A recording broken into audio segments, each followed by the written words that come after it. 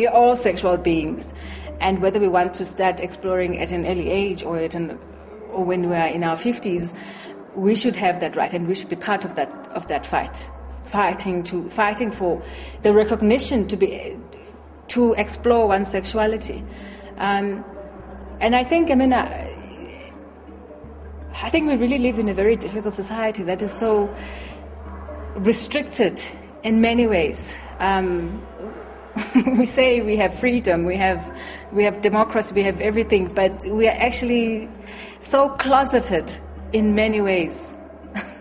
Most of our population live in the closet, not a heterosexual closet or a homosexual closet. We live in a South African closet, and we need to open that closet, and we all actually need to come out, whether we're coming out as straight people, because even straight people don't have, their sexual rights. And so we need to claim many of those rights. Yeah. And that is a struggle for everybody.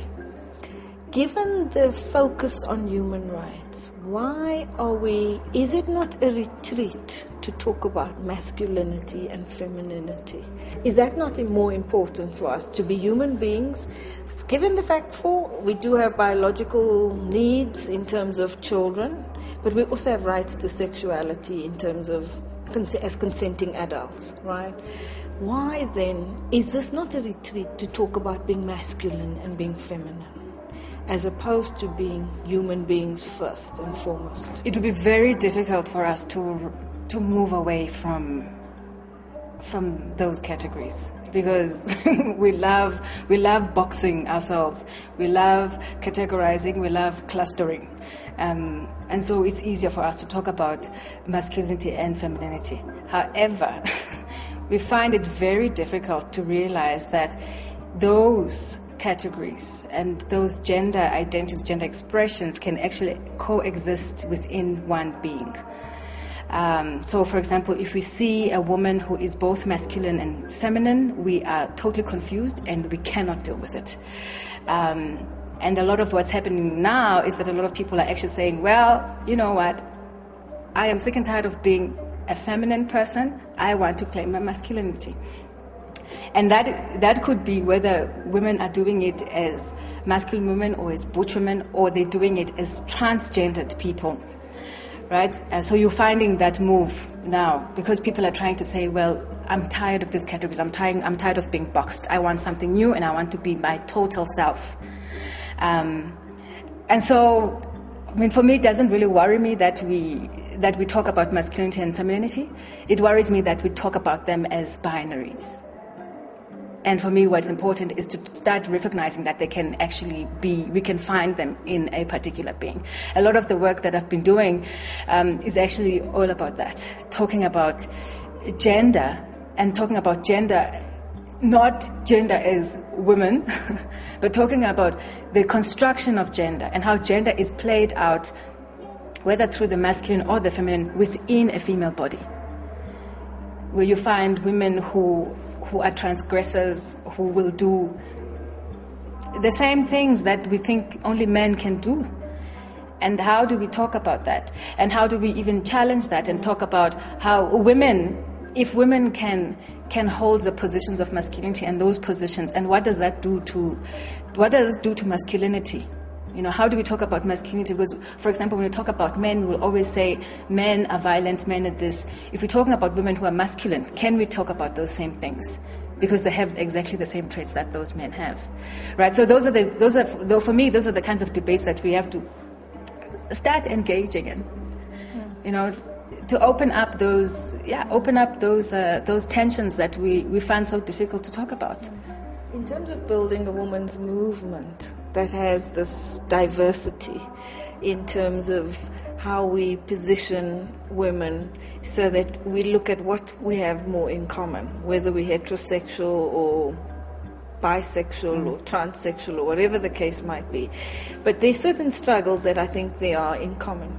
And it seems to be more and more, and this is because of my own work in female-headed families, because there's not one woman that I have met who would encourage men to be violent, either towards other men or towards other women. And I mean, we live in such a violent society. I mean, men kill men and men kill women in this society.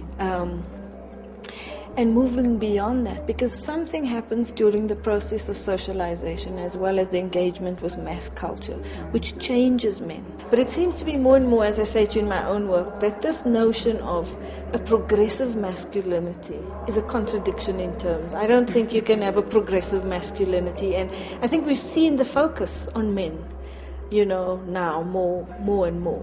On the other hand, I think what we've done as women, we say sisters are doing it for themselves. And I think we also let men off the hook in society by actually taking that responsibility as well.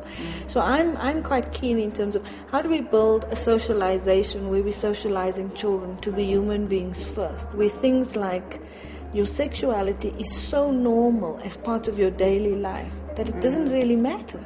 We get to a point where it doesn't matter whether you're heterosexual or transsexual or anything like that. It's the norm. Do you know what I mean? It becomes, because I think there's such a focus on that, and that we're all in the closet more than out and enjoying and fulfilling our lives. So you'd have to ask, where does that socialization take place? Would it start in the family, and knowing that the people who socialize in the family are the parents, and probably they themselves haven't been socialized in the way that we want them to be socialized, then, where would it start? Is it in the education, in the schools? I think it's basically, it has to be we have to have a mass movement in the whole country. Internationally. Yeah, internationally. And the way that we represent female bodies or male bodies in the media has to change. The way we're written about, talked about, or it's. Maria, it's a very big project, but I think it's a project that many of us would like to see at the end of the day. And I think that's why we are all fighting, because we're all fighting for a change, for us to stop being so different.